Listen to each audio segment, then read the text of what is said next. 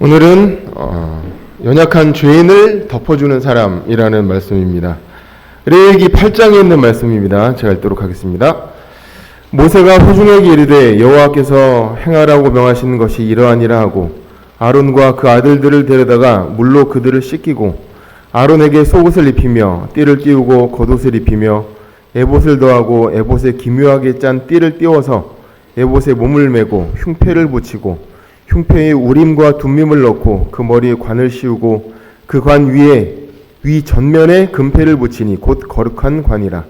여호와께서 모세에게 명하심과 같았더라. 12절입니다. 또 관유로 아론의 머리에 부어 발라 거룩하게 하고 모세가 또 아론의 아들들을 데려다가 그들에게 속옷을 입히고 띠를 띄우며 관을 씌웠으니 여호와께서 모세에게 명하심과 같았더라. 모세가 또 속죄제의 수송아지를 끌어오니 아론과 그 아들들이 그 속죄제 수송아지 머리에 안수하매. 네, 일주일 동안 좋은 교회에서 말씀 전할 수 있도록 해주신 은혜에 감사드리고, 목사님도 이 목회자도 좋은 교회를 만나야 되지만 성도들도 좋은 목사님 만나는 건 복일까요, 아닐까요? 복입니다.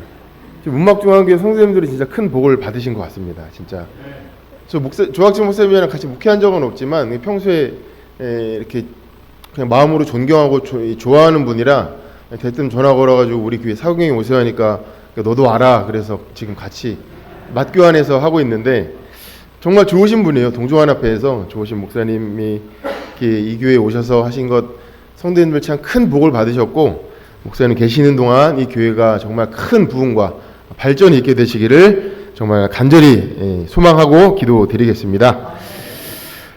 필립 얀시의 이 놀라운 하나님의 은혜라는 책의 서두에는 이런 이야기가 나옵니다.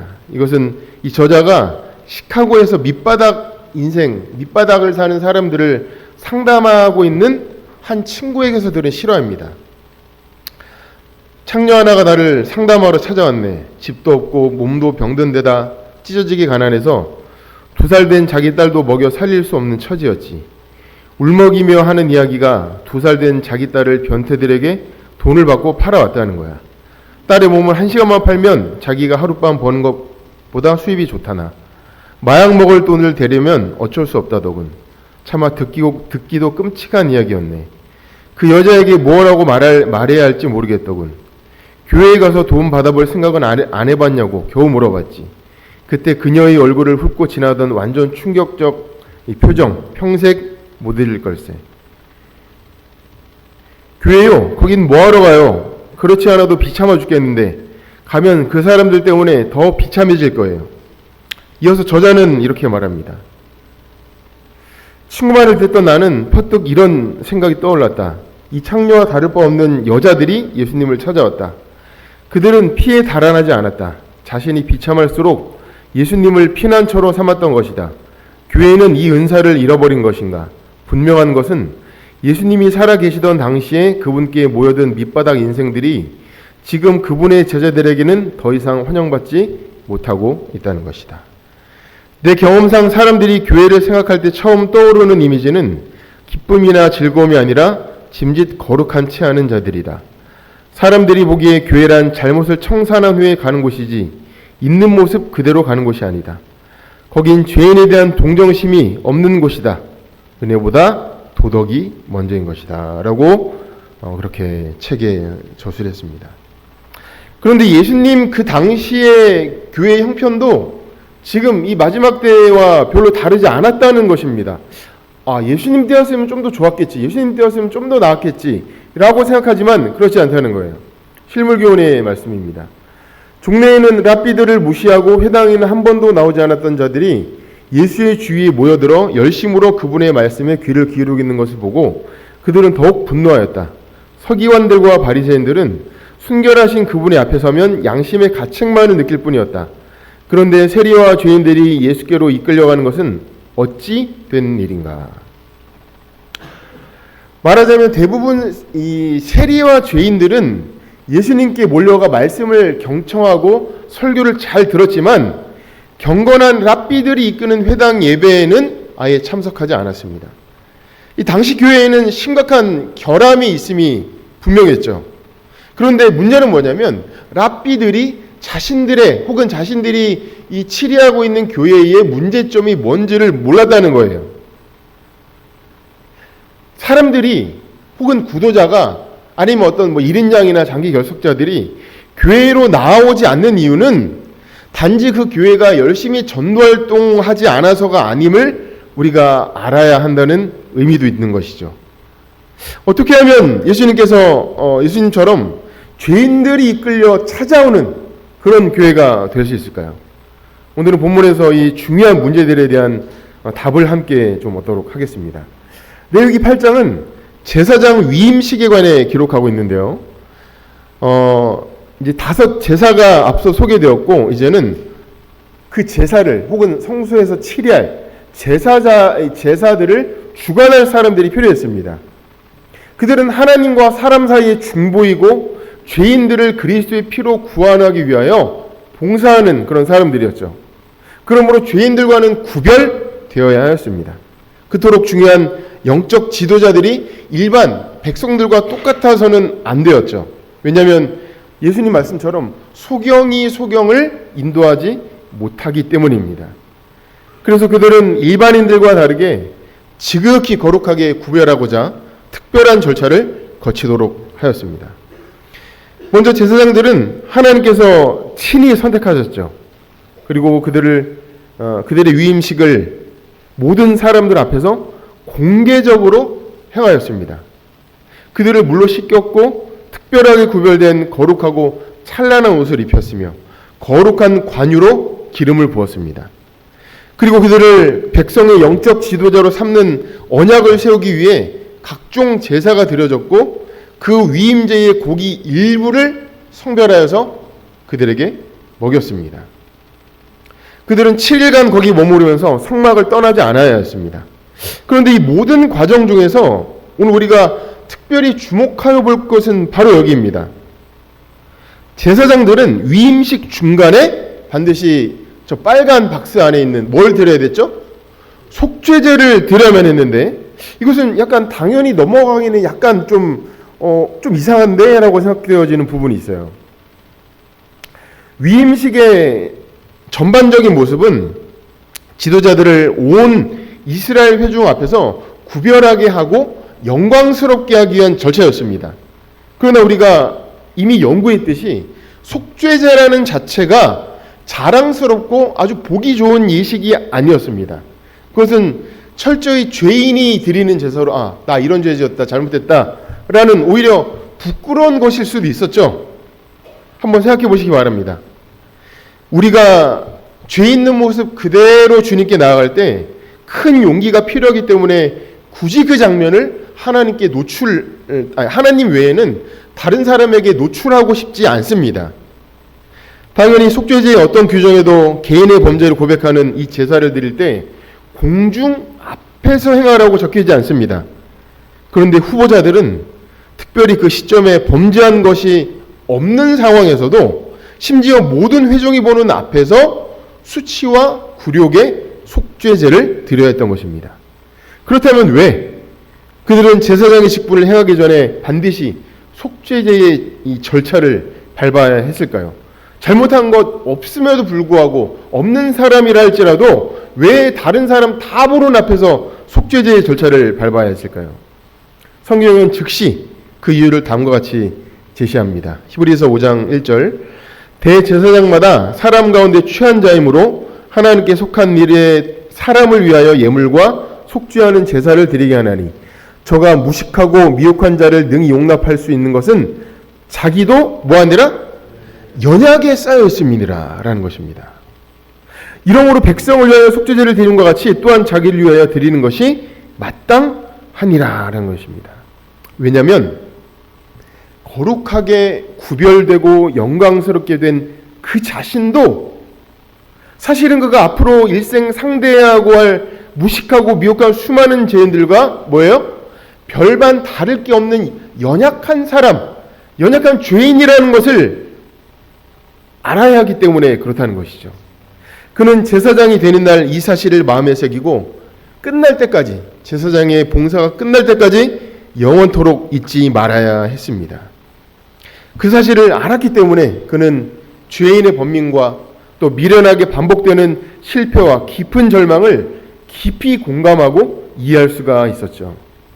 속죄제는 바로 이 엄숙한 진리를 후보자에게 일생 각인시키기 위해 드려진 것입니다. 그러므로 제사장이란 어떤 사람입니까? 이 빨간 박스에 나온 것처럼 죄인의 연약함을 이해하는 자들입니다. 누구라고요? 죄인의 연약함을 이해하는 자들입니다.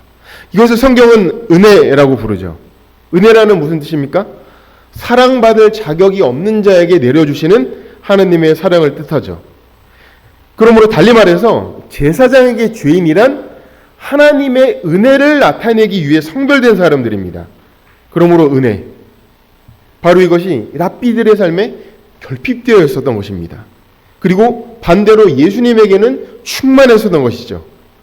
죄인에 대한 은혜가 나타나는 곳에는 언제 어디서나 사람들이 모여들게 되어 있습니다.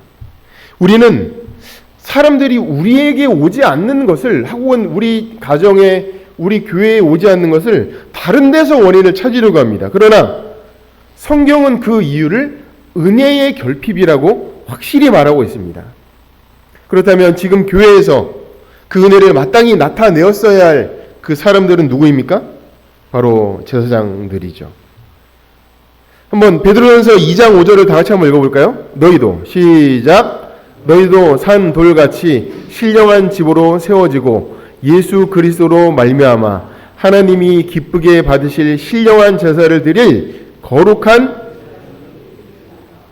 계시록 1장 5절입니다. 우리를 사랑하사 그의 피로 우리 죄에서 우리를 해방하시고 그 아버지 하나님을 위하여 우리를 나라와 뭘로 삼으시고 제사장으로 삼으신 그에게 영광과 능력이 세세토록 있기를 원하노라. 바로 누가 제사장이에요? 우리가 그 부름받은 제사장입니다. 성도님들 한 분 한 분이 제사장의 역할을 하실 분들이라는 것입니다. 우리 모두 죄인을 위하여 봉사하고 그들을 찾아 구원하는 일에 참여하도록 부름 받았다는 것입니다. 아직도 이런 막중한 임무를 그냥 목사만 하는 일로 착각할 수도 있습니다.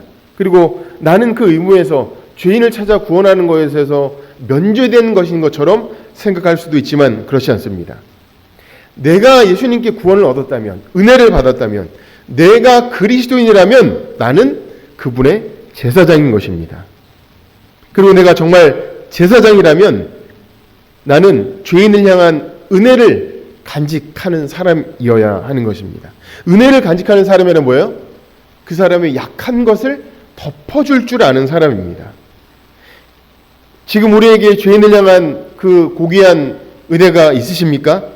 우리는 아니면 죄인의 약함을 비난하고 또 지적하고 있지는 않습니까? 우리 모두가 한 분 한 분이 제사장으로 구별되시고 설립되셔서 우리 주변에 있는 죄인들의 은혜로 덮어주시는 그런 제사장의 삶을 사시게 되시는 우리 모두가 되시기를 간절히 축원드립니다. 예수님께서는 이 같은 우리의 비정한 마음을 왕으로부터 1만 달란트를 그 빚을 탕감받았던 한 종의 비유 가운데 언급하셨습니다. 마태복음 18장 32절입니다. 이에 주인이 저를 불러다가 말하되 악한 종아 내가 빌기에 내가 내 빚을 어떻게 탕감했어요?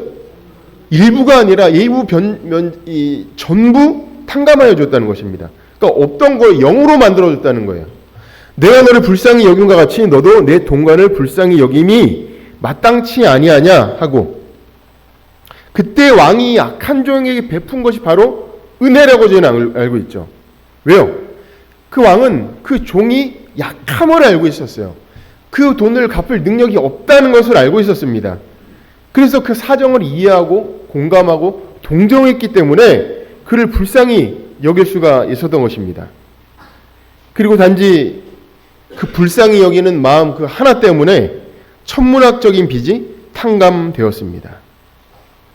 바로 이것이 예수님께서 우리를 대하시는 방법입니다. 그런데 이 사람은 어떻게 했어요? 그 놀라운 은혜를 받은 자가 고작 몇 데나리온? 100데나리온, 즉 자신이 받은 것에 대해서 100만 분의 1도 되지 않습니다. 그러니까 100만 분의 1이라면 얼마예요? 내가 10,000원을 탕감받았다면 얼마예요? 만을 곱해보세요. 얼마예요? 100만 원이라면 혹시 내가 10,000원을 탕감받았다면은 내가 10,000원을 빌려줬다면 자기는 얼마를 하는 거예요? 1,000만 원, 1억, 10억, 100억. 100억을 탕감받았는데 10,000원 빌려준 사람을 용서하지 못했다는 거예요. 100만 분의 1도 안 된 금액이었습니다. 그러니까 나는 그만큼 용서받고 은혜를 받았지만 죄인의 약함을 이해하려 하지 않았다는 것입니다. 어쩌면 이것이 오늘날 은혜를 잃어버린 교회의 모습일 수도 있습니다. 우리는 내게 손해를 끼치는 타인의 어떤 약함이나 실수도 용납하려 하지 않습니다. 그러나 우리가 그분의 제사장이라면 그분이 우리를 불쌍히 여김같이 우리도 형제들을 불쌍히 여김이 마땅한 것입니다. 마땅한 것인데 왜 우리에게는 이 일이 이루어지지 않는 걸까요? 왜 우리는 이렇게 무정할 수밖에 없을까요? 성경은 우리가 죄인이기 때문에라고 말합니다. 죄인이란 어떤 사람인가? 바로 은혜를 잃어버린 사람입니다. 동료 죄인의 약함을 이해하지 않는 사람이 바로 죄인이라고 하고 있습니다. 성경이 모든 사람이 죄인이라고 선언했을 때 그 말의 또 다른 의미는 모든 사람이 뭐예요? 이 동료의 약함을 이해할 수 있는 능력을 잃어버렸다는 사실입니다. 어떤 사람은 헷갈릴 것입니다. 아니 나는 그래도 다른 사람들을 사랑하고 있는데 봉사하는데 구제봉사도 하고 나 이렇게 사역도 하고 헌금도 하고 열심히 교회에서 봉사도 하는 그래도 나 이 정도면 꽤 괜찮은 사람인데 물론 그런 사랑도 있습니다. 그러나 예수님께서는 그런 생각을 하는 우리에게 이렇게 질문하십니다. 마태복음 5장 46절입니다. 너희가 너희를 사랑하는 자를 사랑하면 무슨 상이 있으리요? 세리도 이같이 아니하느냐? 또 너희가 너희 형제에게만 무난하면 남보다 더하는 것이 무엇이냐? 이방인들도 이같이 아니하느냐? 우리가 흔히 하는 사랑, 쉽게 할 수 있는 사랑은 남들도 다 할 수 있는 그런 사랑. 바로 무엇이죠? 나를 좋아하고 나에게 동의하고 내 의견에 찬성하는 그런 사람들을 사랑하는 사랑입니다. 그래서 그것만으로는 완전한 은혜는 아니라는 것입니다. 은혜라는 바로 이것이죠. 마태복음 5장 43절 44절 다 같이 한번 읽어볼까요? 또 내 이웃을 시작 또 내 이웃을 사랑하고 내 원수를 미워하야 하였다는 것을 너희가 들었으나 나는 너희에게 이르노니 너희 원수를 사랑하며 너희를 핍박하는 자를 위하여 기도하라. 뭐라고요? 너희 원수를 사랑하며 너희를 돕는 사람이 아니라 뭐 하는 사람이요? 핍박하는, 힘들게 하고 어렵게 하고 사사건건 내 의견에 반대하고 이런 사람을 위하여서 뭐 하라고요? 기도하라는 것입니다. 바로 이것이 그리스도인이라는 것입니다. 우리 모든 문박중앙교회 성도님들은 이런 사랑이 넘치시는 그런 성도님, 그런 교회가 되시기를 간절히 축원드립니다. 복음 교육자 140페이지입니다. 우리는 우리와 그리스도 사이에 가장 굳게 결합하여야 할 점, 곧 허물과 죄에 빠져 타락하고 죄를 짓고 고생하는 영혼을 동정하는 일이 있어서 그리스도와 일치하는 일이 얼마나 적은가. 사람이 사람에 대하여 무인정함이 우리 인류의 가장 큰 죄악이다. 많은 사람은 하나님의 긍휼과 사랑을 전혀 나타내지 않으면서 자신이 하나님의 공의를 나타내는 줄로 생각하고 있다. 그렇다면 우리가 어떻게 이 괴로운 악순환의 고리를 끊어버리고 가정과 교회를 다시 이 지상의 천국으로 회복할 수 있을까요? 그것은 외부로부터 문제의 원인을 찾지 않는 데 있습니다. 그것은 다른 사람이나 어떤 특정한 사람이나 주위 환경을 개선하는 데 달려있지 않다는 것이죠. 그 기적은 어떻게 하냐면 내 자신이 얼마나 은혜가 결핍된 이 죄로 오염된 죄인인지를 깨닫는 데서부터 시작한다는 것입니다. 초기문제 119페이지입니다. 만일 뭐만 버린다면 교만과 이기심만 버린다면 대부분의 문제들은 몇 분 안에 해결된다고요? 신기하죠. 교만과 이기심만 버린다면 우리가 겪고 있는 대부분의 다는 아니지만 5분 내에 해결될 수 있을 것이다. 자신을 정당하기 위하여 낭비하는 시간 때문에 천사들은 슬퍼하고 하나님께서는 불쾌하게 여기신다. 성령께서는 우리를 사랑하심으로 끊임없이 우리가 나의 죄를 혹은 나의 여러 가지 모습들을 깨닫게 하시도록 역사하고 계십니다. 만약 성령께서 우리에게 이 모습을 보이신다면 제가 어제 말씀드린 것처럼 마음을 뭐하지 말고 강팍하게 하지 말고 그 사실을 있는 그대로 정직하게 인정해야 할 것입니다. 어쩌면 우리는 죄악된 세상에서는 죄로 인한 피해자이자 가해자일 수도 있습니다. 그러나 성령은 이렇게 나와 있습니다. 성령은 심령을 민감하고 동정 깊게 할 것이며 교만과 이기심을 쫓아낼 것이다. 어떻게요? 이렇게 죄를 깨닫고 인정하고 고백할 때에 우리는 비로소 예수님을 모든 문제 해결자이시오 모든 죄를 소멸시키시는 분으로 주목하게 된다는 것입니다. 예수님은 사람으로 오셔서 죄를 이기시고 십자가에서 우리의 모든 죄를 위한 희생 제물이 되셨습니다. 그리고 이제는 영원히 살아계셔서 우리가 잃어버린 그 능력, 은혜를 되찾을 수 있도록 돕고 계신다는 사실이죠. 히브리서 4장 14절부터 말씀입니다. 그러므로 우리에게 큰 대제사장이 있으니 승천하신 자 곧 하나님의 아들 예수시라. 우리가 믿는 도리를 굳게 잡을지어다.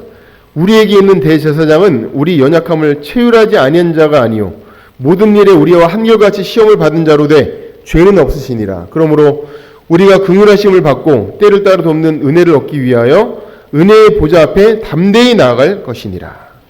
예수님은 우리의 약함을 용납하시기 위하여서 영원히 우리 중 하나가 되셨습니다.